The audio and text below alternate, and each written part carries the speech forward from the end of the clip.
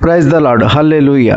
ప్రతి ఉదయం దేవుని వాగ్దానములు విని మన దినచర్యలు ప్రారంభించుట క్రైస్తవుని యొక్క ముఖ్య లక్షణం. అది ఎంతో దీవెన, ఆశీర్వాదకరం. ఈ దినమునకు ఏర్పాటు చేయబడిన వాక్య భాగము పరిశుద్ధ గ్రంథం నుండి సామెతల గ్రంథము 15వ అధ్యాయము 1వ వచనం. మృదువైన మాట క్రోధమును చల్లార్చును, నొప్పించు మాట కోపమును రేపును. హల్లెలూయా. మనము క్రీస్తునందు ఉన్నవారం గనుక మన యొక్క మాట్లాడే విధము చాలా సున్నితముగా ఉండాలి, మృదువుగా ఉండాలి.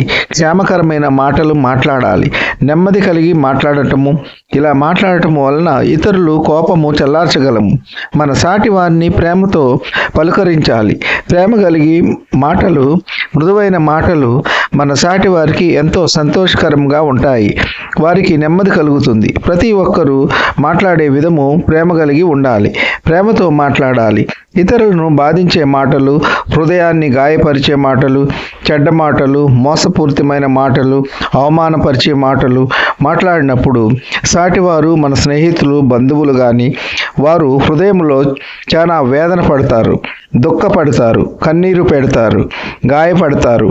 కావున ప్రతి విశ్వాసి, ప్రతి క్రైస్తవుడు మాట్లాడే తీరు చాలా మృదువుగా, ఆహ్లాదకరంగా, ఆనందకరంగా ఉండాలి. ఈ కొద్ది మాటలు దేవుడు దీవించునుగాక. ఆమేన్.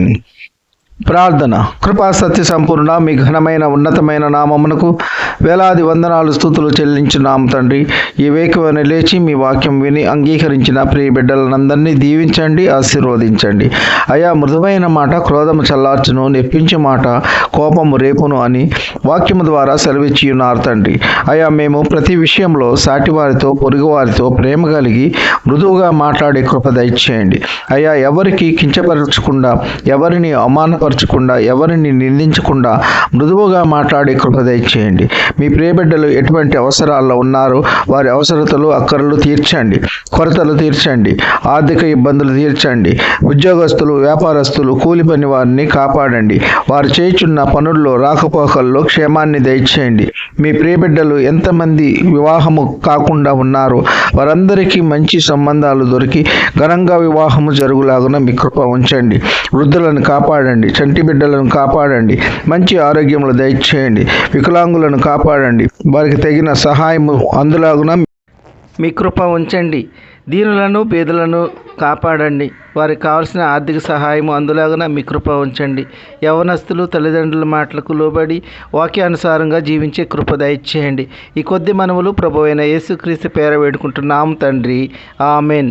విన్నవాక్యము దీవెనకరంగా ఉన్నట్లయితే లైక్ చేయండి, షేర్ చేయండి, సబ్స్క్రైబ్ చేసుకోండి.